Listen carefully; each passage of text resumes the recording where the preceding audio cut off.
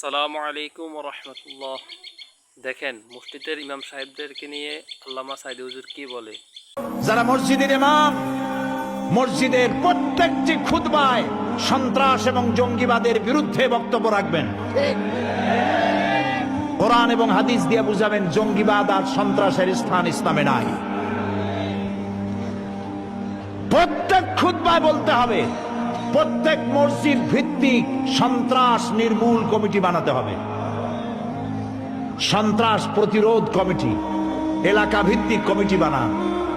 প্রত্যেক মাদ্রাসা, প্রত্যেক school college শিক্ষা প্রতিষ্ঠানগুলো ছাত্র ভর্তির সময় শর্ত করবেন, ছাত্র যেখান থেকে এসছে তার এলাকার চেয়ারম্যান এবং এমপির চারিত্রিক সার্টিফিকেট দেখাতে হবে। কোন শিক্ষা প্রতিষ্ঠানে, কোন হোস্টেলে, কোন আত্মীয় স্বজন, দুলাভাই, মামাতো ভাই, খালাতো ভাই, বন্ধু রাত যাপনের কোন সুযোগ দেওয়া হবে না। যারা বাড়িওয়ালা, আপনাদের বাড়িতে কাকে ভাড়াটিয়া রেখেছেন তাকে দেখতে হবে, তার ছেলেকে দেখতে হবে, তার মেয়েকে, তার ছেলে মেয়ে সম্পর্কে জানতে হবে। ওয়াকিবহাল না হয়ে কাজের মেয়ে, কাজের বুয়া, কাজের ছেলেও রাখবেন না। সতর্ক হতে হবে, 100% সতর্ক হতে হবে।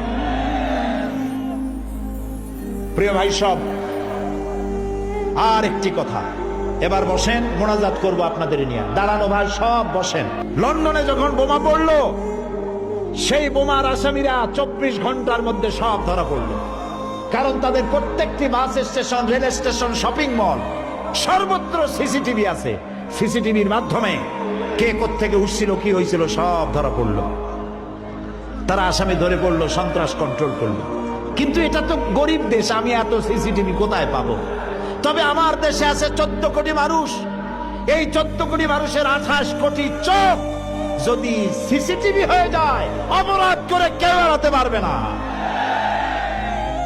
আপনার শহরকে আপনি নিয়ন্ত্রণ করুন, আপনার বাড়িকে আপনি নিয়ন্ত্রণ করুন, আপনার শিক্ষা প্রতিষ্ঠান আপনার নিয়ন্ত্রণ করুন। আমি আজ আমার সমস্ত শ্রোতাকে বলবো, বাড়ি যান, বাড়ি গিয়ে আপনার ছেলে যে মাদ্রাসায় পড়ে, কলেজে পড়ে, বিশ্ববিদ্যালয়ে পড়ে, তার পড়ার রুমে গিয়ে ঢুকবেন তার অজান্তে।